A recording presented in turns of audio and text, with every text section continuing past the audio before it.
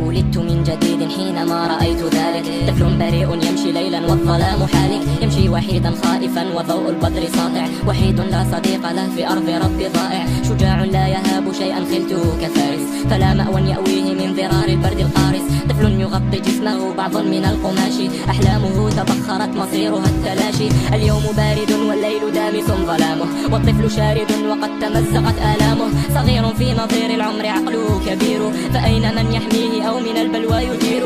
فراشه التراب قد توسد الصخورا، وكل من رآه لم يكن به فخورا. سألته أما من نور في الحياة، أما من بسمة قد تذهب المعاناة؟ أجابني بحسرة ودمعة سيالة، بنظرة حزينة فلتسمعوا ما قال. دعوني أحكي ما ببالي، أحكي ولا أظن أن منكم من يبالي، أحكي ولا أسيء في كلامي، بريء لكن لا يرى غير الظلام.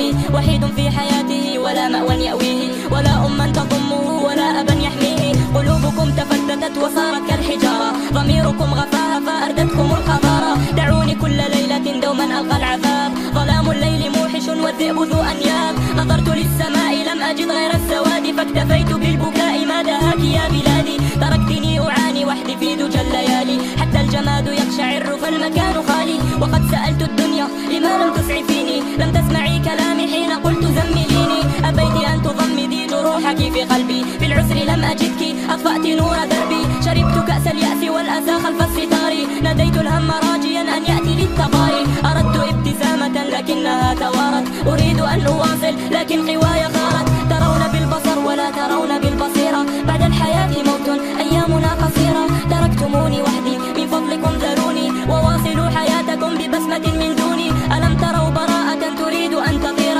ألم تروا وجها غدا عبوسا قمطريرا؟ ولن ألومكم فربما هذا ابتلائي، إن لم تروني حيا سأكتب رثائي. والحبر دمعة تسيل قطرة من خدي، قد عشت عيشا ضنكا ولم يكن بودي. رجال الحق قالوا الصابرون نالوا، والذهن حامل لما لا تحمل الجبال.